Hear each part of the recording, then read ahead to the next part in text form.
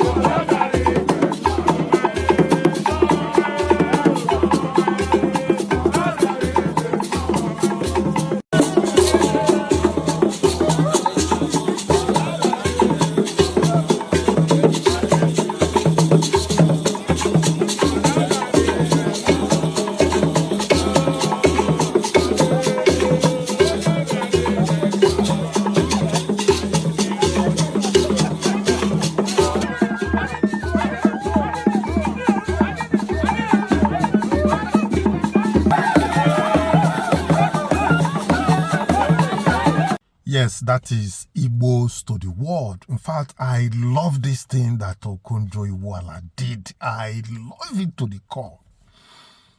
Recently, people are asking how are they going to become an Igbo person? Is there any way that they can apply to become an Igbo man? You see, what is there is there. It is inborn. It is inborn. You cannot take it away. I love this thing to the core. That's why sometimes if I see some Igbo politicians that are not, dancing according to the tune, according to the situation, it pains me a lot. Because as an Igbo person, as an Igbo politician, we are supposed to be, there's a way I expected them to be thinking collectively and think home. Yes, that is the way I expect, every of our politicians to be thinking. And you see corruption, put it far. If you have position to work as a politician, you do it well. Invest with the money that is meant for the people. That's why I love P2B to the core. P2B is an exceptional politician. In fact, if Nigeria knows what P2B is made of, they are supposed to be begging him to come and be our president. Oburile, I am telling you what I am very, very sure of. Having said that, there is this thing I have said before about Otis Seaport. Seaport and railway. Forget these people. Forget them. Southeast Railway Corporation. It has been decentralized. Now is in the concurrent list. We can establish our railway. The seaport, I said that project is not only for Abia State. If these people will understand what I'm saying. Recently, I even heard that Imo State airport, it was Samun Bakwe Airport, was built by money contributed by Imo people. I just saw it and I was motivated. I myself, even if the lady was saying 100,000, I can bring more than 100 just for the love of what we are talking about. And I know so many people can bring more. Yes, but only if there is a clause there, only if our mentality will change and people that will handle it will be sincere, because now everybody, eyes on money. If you need money, you will not go and look for a way you get money legally. The mentality have changed. So, but if we can have responsible people that will make judicious use of the money, I'm betting you that project will come to fruition. From the calculation she made, he said, in fact, let's watch the video first. Very short something. Let's watch. We are coming, I have some things very, very, important as an Igbo person for you to see. Igbos have done a lot, even to the whole world. Let's start with this again. Igbo bi Igbo ekelemun. Igbo ndi ọma ekelemun. Today, I want us to talk about the progress of the Southeast, the progress of Ali Igbo. Let us imagine if 20 million people out of the 70 million Igbo people we have contribute 100,000 naira each. We can raise about 2.2 trillion naira, enough to build modern railway connecting all the 5 eastern states, Enugu, Abia, Anambra, Ebonyi, and Imo states. It will be enough to build a railway, modern railway, that will connect the 5 eastern states. We need a railway in the Southeast. Yes, we need railway in the Southeast because we are in 2026. How can a region dominated by the Igbo people not have a railway? Not a single railway. We don't have a single railway in the Southeast. Not a single. And we are in 2026. Chinekenna. Don't say it is not possible. Sam Mbakwe Airport in Imo State was built by Imo State. It was built by the money contributed by Imolites. Bikono, Southeastern governors, give us railway. We need railway in the Southeast. Okay, for Ndi Igbo nwere ego. Ndi Igbo can fund their own regional development and set a new standard of progress in the world. Maka Ndi Igbo marife dumma, we know what is good. Yes. Igbo amaka broga ine. Esioku. Yes, you can see that project is possible, especially starting with seaports. What will stop that project is what I don't and I cannot imagine stopping that project. Some Some all over the world, they've had the ones they dredge more than that 19 kilometers. Yes, and somebody was saying the whether Papa or be the one in Tinkan or which one has something related to that. Though I've not been there in particularly to see it. Well, I said today I want to cause heart attack for some people. The people I said don't let them to see this video. I'm going to show you some other things about this great tribe called Igbos. They are wonderful people, honestly. In my next world, I will still be Igbo. Yes, let's watch this. In 1928, there was no modern national university anywhere in the whole of West Africa. Not one. In Nigeria, if your family had money, you sent your child abroad for a degree, a ship ticket, a scholarship, and a small fortune most households in the country could simply not afford. One young teacher had none of that. No wealthy family bankrolling a voyage to England. No classroom, no lecturer, no campus of any kind. So, he built his own path. Every night, after a full day of teaching other people's children, he sat by his Upaka lantern and studied for a British university degree entirely through the mail, graded by strangers he would never meet, with nothing checking his progress but the postman. He passed a full bachelor's degree with honors and without ever setting foot in a lecture hall. And then he did something even more audacious. He built a school of his own, brick by brick, with no permission from the colonial government, and spent the next 4 decades forcing an empire that never intended to fully educate Africans to change how an entire nation learns. This is the story of the man who taught himself and brought private education into existence. Alvan Ikoku was born on the 1st of August 1900 in a village called Amanagu in Arochukwu, deep in what is now known as Abia State. He was born into a wealthy merchant family, but he arrived into the world 3 months after his father had left it.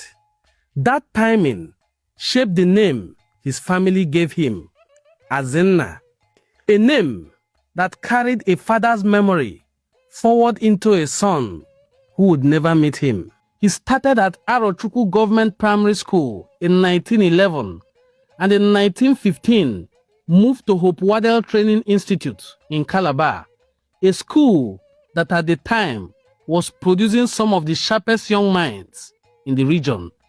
Ikoku sat in classrooms alongside boys who would themselves become towering figures in Nigerian history. Akanibiam and Eyo Eswa, both future leaders in their own right. But it was a single lecture in 1920 that changed the direction of his entire life. A visiting Ghanaian educator named James Emmanuel Kwega Agri, known across West Africa simply as Agri of Africa, stood in front of Ikoku's class and told them something most colonial schooling system never said out loud, that Africans had a role to play as equals, shaping their own continent, and that role required full, uncompromising education. Ikoku didn't just listen. He decided in that room to become a graduate like the man speaking to him. But there was just one problem. There was no university in Nigeria for him to attend, and no money in his household to send him abroad for education. In 1920, Ikoku took his first teaching post with the Presbyterian Church of Scotland at a place called Itigidi. 2 years later, he became a senior tutor at St. Paul's Teachers Training College in Awka. He was, by every measure, already a respected educator. But he still wanted that degree, and with no university within reach, he did something few of his peers dared to attempt. He enrolled in a correspondence course through the Normal Correspondence College in England, studying an entire university curriculum by mail, with no lecturer in the room, no classmates to lean on, working by mpanaka, a form of lantern, after his teaching duties were done. In 1923, he passed the London matriculation examination, the entry qualification required. Then he kept going. In 1928, while still teaching in Awka, Ikoku sat for and passed the Bachelor's of Arts Honours degree of the University of London in philosophy. He wasn't the first Nigerian to hold a university degree.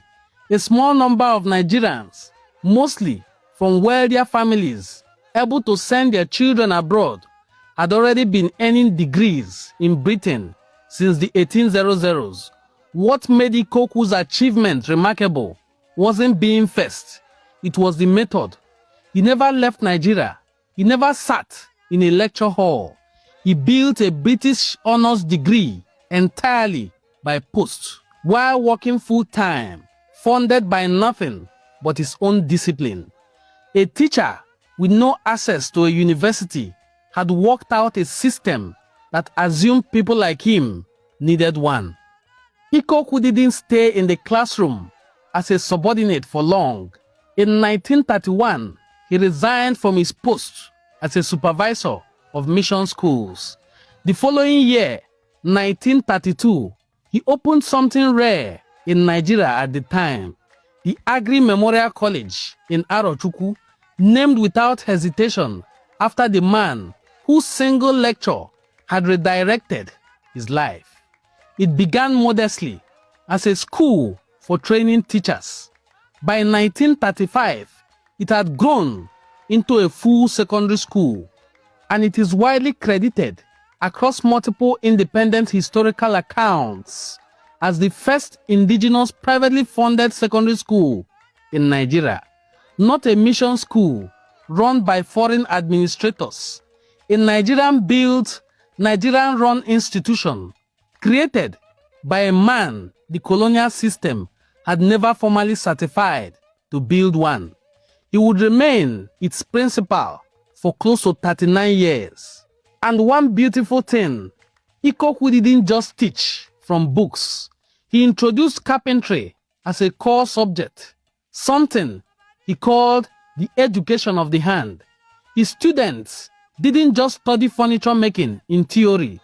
They built their own desks, their own chairs, their own bookshelves, and used them joyfully every day. Education for Ikoku was never meant to be an abstraction. It was meant to put tools directly into the African hands. He would run that college for nearly 4 decades. By the 1940s, constitutional reforms were slowly allowing more Nigerians into the machinery of colonial government. In 1946, Ikoku was nominated to the Eastern Nigeria House of Assembly and placed in the Ministry of Education. A year later, in 1947, he became one of the only 3 representatives of the Eastern region in the Legislative Council in Lagos. One man carrying the educational concerns of an entire region into the seat of colonial power. He used that position as a weapon for the classroom through his work with the Nigerian Union of Teachers, where he would go on to become the national president in 1955. Ikoku helped to push 44 separate proposals through the Legislative Council, amending the ordinances that governed how Nigerian children were educated. But the biggest fight met the hardest wall. Throughout the 1950s, Ikoku and the NUT pushed for something that sounds obvious today: a uniform education system for Nigeria, a free primary education for every child, The colonial government rejected it repeatedly for years. He didn't get to see that fight won. Independence came in 1960. Around 1962, as a member of the Eastern House of Assembly, Ikoku helped drive forward what would become the foundation of free primary education policy in the newly independent nation. It would take until 1976, 5 years after his death, for that vision to be formally adopted nationwide by the federal government. He planted a policy he would never live to see fully bloom. After politics, Ikoku didn't retire from public life. He redirected it. He served on the West African Examination Council, WAEC. He sat on the governing council of the University of Ibadan. He chaired the board of governors of Aviation Training Center. In 1965, that same University of Ibadan awarded him an honorary doctorate of laws at a special convocation held in recognition of a life spent building the very education system the university itself now stood on top of. The contributions to education earned him the Order of the British Empire, OBE, though, notably, some of his contemporaries criticized him at the time for being too closely aligned with the very colonial establishments it spent decades quietly outmaneuvering. He married Gomsu, an Efik woman from Calabar, and the couple raised 6 children together. He died on the 18th of November 1971 at Aba General Hospital at the age of 71. Today, his name is carried by the Alvan Ikoku Federal University of Education in Owerri, a teacher training college he inspired that has since grown into a full-fledged federal university, still training Nigerian teachers under his name. Nearly a century after he sat alone with a lantern and a stack of mail order courseworks. In 1975, that same institution became the first in Nigeria to establish a full-fledged Igbo language department, carrying his commitment to indigenous language education forward. Decades after the NUT first tried and failed to make it a national policy. Since 1979, the Central Bank of Nigeria has also carried his portrait on the 10 naira note, a smaller and quieter honor next to the university that carries his actual life's work forward. There is one more detail worth knowing. His own son, Samuel Gomsu Ikoku, grew into a prominent Nigerian politician and trade unionist, and on the 15th of March 1957, defeated his own father in the Eastern Regional Assembly election. Even in political defeat, Alvan Ikoku's legacy simply changed hands with his own family and kept moving forward. A boy who arrived 3 months too late to meet his father built an entire university degree out of borrowed books and a hurricane lamp. A teacher the colonial system never fully trusted with power built one of the first Nigerian-funded secondary schools in the country. A man who spent 30 years being told no by the government he served eventually forced that same government to give every Nigerian child what he once had to build for himself alone by lamplight. No university opened its doors to him, so he built his own path to one by mail, by lantern, by will alone. Then he built a school for everyone who came after him. That is a story no banknote could ever fully tell. And that is the story of Alvan Azenna Ikoku. If you enjoyed watching this beautiful documentary, kindly hit the subscribe button. Leave a comment for us. Let us know what you think about the contributions of Alvan as in Ikoku to the educational development of Nigeria, and most importantly, the Eastern region. Thanks for watching this video. My name once again is Prince Onwadenim Ngozi Chukwuka Fortune.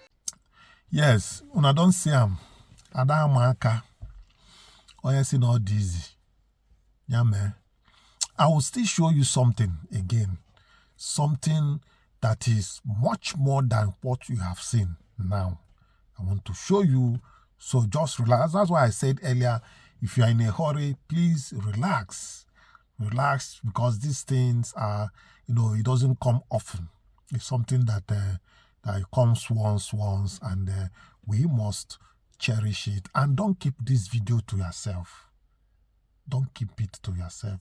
Make sure that you share it to other groups. Yes, so that they can watch and see what the Igbos have done. Also, teach your children how the Igbos we are known for, what they are known for, and the things that they have done. Yes, let's watch this. What does it take to become the first? Not the first to try, the first to actually walk through a door that history insisted was locked. Between 1946 and 1950, 3 Igbo men did exactly that. No university back home to train them. No money waiting on the other side. Just discipline, sharp enough to walk into the world's oldest universities and force them to hand over a doctorate. One of them would die within a year of making history before the world ever learned his name. This is a countdown. 3 doctorates ranked by how impossible they really were. And number 3 is about to rewrite what you think you already know. At number 3, Kenneth Onwoka Dike, born in Oka in 1917, orphaned young and raised by his grandfather. Dike's education was a relay race across 3 continents. Fora Bay College in Sierra Leone, a master's from Aberdeen, and finally a PhD in history from King's College, London in 1950. His thesis, Trade and Politics in the Niger Delta, 1830 to 1885, did something radical for its time. It treated African societies as political actors with their own strategy and agency, not passengers in someone else's colonial story. King's College, London itself, credits Dike as the first African to complete professional Western academic training as a historian. He came home and didn't just build a career, he built institutions. First African professor of history in Nigeria, 1956. First African principal of University College, Ibadan, 1958.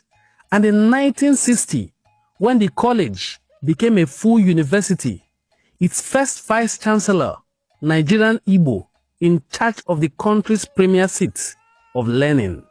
He founded the National Archives of Nigeria. He built the Institute of African Studies.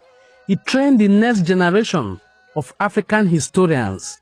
Names like Jacob Ade Ajayi, Toyin Folala, who went on to dismantle brick by brick the colonial myth that Africa had no history worth writing.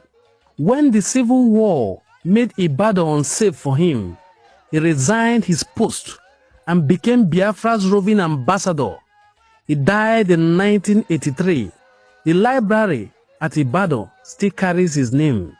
Number 3, the man who didn't just earn a doctorate in history, he changed whose history got believed. Number 2, Chiko Obi. Born in 1921, Obi had no formal university to start in either.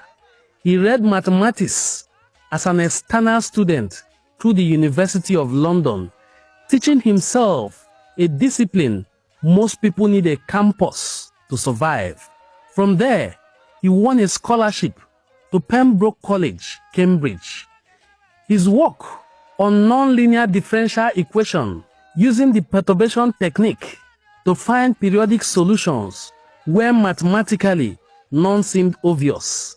It's dense abstract work, and it got published in the Proceedings of the Cambridge Philosophical Society, becoming a required reading for mathematicians decades later. Here is where honesty matters more than a clean story. Most institutional records, Cambridge's own admission archives included, credit Obi's 1950 doctorate to Cambridge, but several Nigerian biographical accounts insist he completed doctoral work at MIT in Massachusetts. Around the same year, the most reliable academic biography from the University of St. Andrews History of Mathematics Archive resolves it like this. Obi did his doctoral research and thesis at Cambridge, England. The MIT connection was a summer research program he attended afterwards before sailing home. 2 universities, one unmistakable fact. In 1950, Obi became the first Nigerian to hold a doctorate in mathematics. He didn't retreat into theory. He lectured at Ibadan, then Lagos. He entered politics, helped negotiate Nigeria's path to independence in London. He died in 2008, remembered by African Mathematical Union as one of the continent's sharpest minds to ever live. Number 2, a man who proved with pure logic that an Igbo village boy with no university could outthink the empire's own system. Number 1, this is the one that started it all. Nnodo Joel Okongu was born in Nnewi in 1920 into a Nigeria with no university of its own. To get a doctorate, you didn't just need brains, you needed a ship ticket. Okongu finished elementary school in 1932, moved through Dennis Memorial Grammar School in Onitsha, and by 1942 had crossed the Atlantic with a bachelor's degree from Lincoln University. That same year, he enrolled at Columbia's Teachers College and earned his master's in school administration in under 6 months. Then, he went further to New York University, a doctorate in education. His desertion, a history of Nigerian schooling under and before European rule, research that essentially asked the colonial system to explain itself using its own academic language. He wasn't working in isolation either. While he studied, he corresponded with W.E.B. Du Bois, the African-American scholar and architect of Pan-Africanism, who personally invited him to speak at a colonial conference on conditions in Nigeria. A 24-year-old Igbo student treated as a peer by one of the most important intellectuals of the 20th century. In 1946, at 26 years old, Okongu became the first Nigerian to earn a PhD from an American university. He accepted a teaching post at Atlanta University, and then, within a year, tragedy struck. He was gone, dead at 27. Nnewi didn't let him disappear. In 1948, the town built its first secondary school and put his name on the gate. Okongu Memorial School. It still stands. A boy who left home to chase a degree came back as a foundation stone. Number 1, the first, the one who never got to see what he started. 3 men, 3 disciplines, 1 decade, 1946 to 1950. No shared classroom, no shared mentor, no inherited wealth. What they shared was a refusal to accept the limits placed on where an Igbo mind was allowed to go. Okongwu didn't live to see his own legacy. Obi argued differential equations into submission, then argued for his nation's independence. Dike didn't just earn a doctorate in history. He changed whose history God believed. This is the foundation underneath every Igbo engineer, every Igbo professor, every Igbo name now sitting in boardrooms and laboratories across the world. It didn't start with opportunity handed down. It started with 3 men who took it. The Igbo excellence is not new. It is a legacy. If you enjoyed watching this beautiful documentary about these 3 Igbo men who pioneered education in Nigeria, kindly hit the subscribe button and let us know what you think in the comment section. In 1964, Nigeria barely had universities of her own. But inside one of the most guarded nuclear physics laboratories in Cambridge, England, a young Igbo man was standing where no Nigerian had ever been allowed to stand. He had just become the first Nigerian in history to hold a PhD in nuclear and high-energy particle physics. Not the first from Lagos, not the first from Ibadan, not even the first from the old Eastern region. He was from Asaba, he was Enuani, and he was fully, undeniably Igbo. His name was Professor Frank Nwachukwu Ndili, and by the time this story ends, Cambridge won't even be the most important thing he did. Born on the 6th of October 1934 in Asaba, Delta State, Frank Nwachukwu Ndili grew up on the same soil that has produced generations of Igbo scholars, engineers, and statesmen. Asaba is Enuani. Asaba is Igbo. That is not opinion. It is history, language, and lineage. He attended St. Patrick's College, Asaba, from 1950 to 1954. From there, he went to the University of Ibadan, where between 1957 and 1961, he did something rare for the time. He graduated with first-class honors in physics. First-class graduates get noticed. Cambridge noticed him. Between 1961 and 1964, Ndili studied at the University of Cambridge, and in 1964, he earned his PhD in nuclear and high-energy particle physics, becoming the first Nigerian in history to hold that specific doctorate. 1 year later, in 1965, the Italian Physical Society in Eris, Italy, awarded him the Alberti Tomasini Prize. He was also made a fellow of the British Institute of Physics in London, a recognition reserved for physicists at the top of their field. But Professor Frank Ndili didn't stop there. He lectured in physics at the University of Ibadan from 1964 into the late 1960s. He worked as a visiting scientist at the International Center in Trieste, Italy. And from 1968 to 1971, he served as principal scientific officer at the Dewsbury Nuclear Physics Research Laboratory in Warrington, England. Here is where honesty matters more than a clean story. Some biographical records list his Ibadan lecturing posts as running to 1968. Others extend it to 1971 alongside his overseas posting.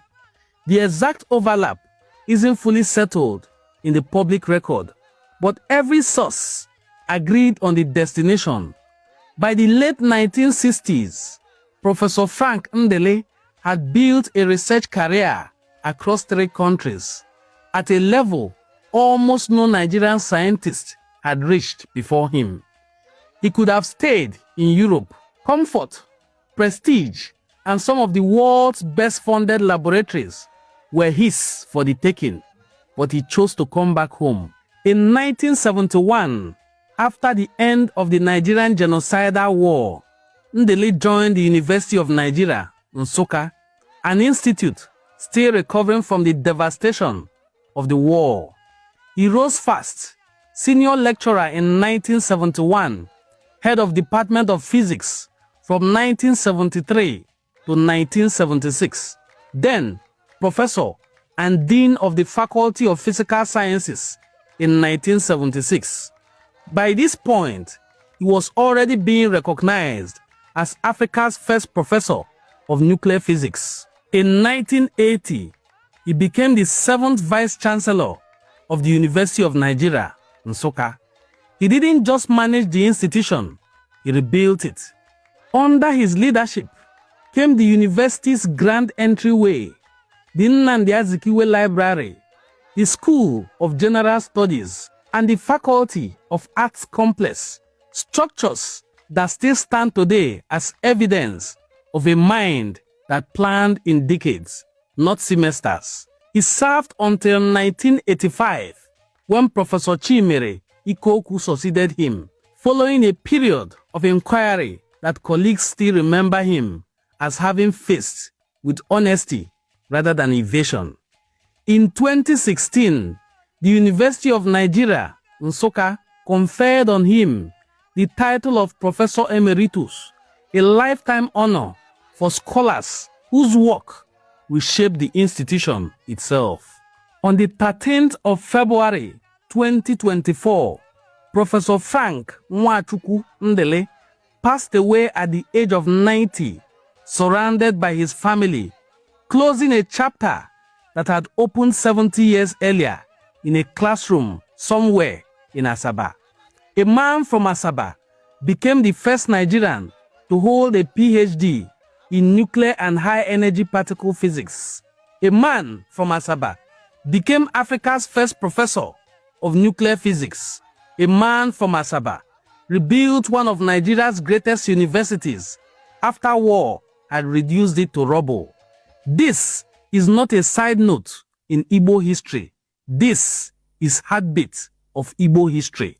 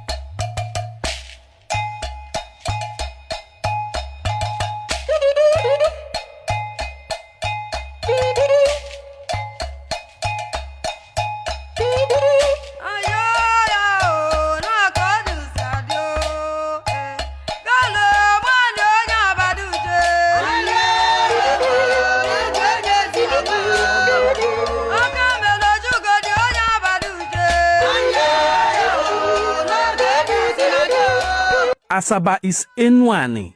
Enuani is Igbo.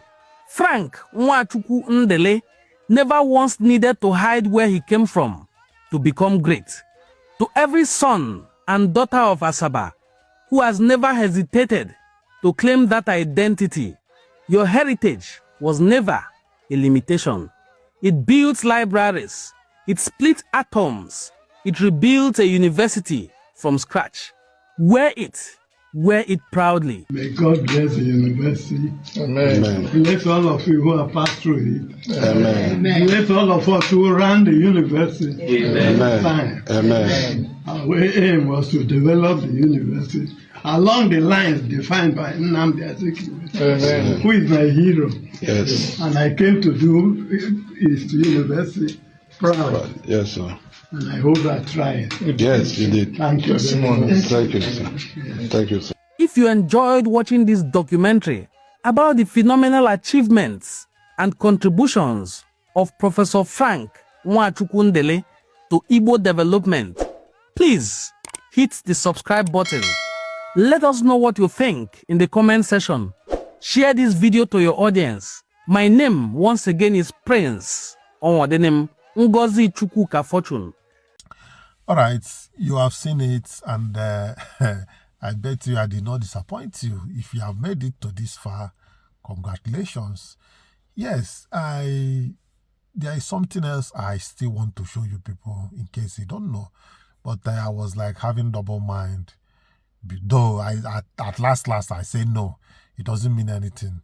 It's just about Anambra alone, what Anambra people have done all over the world.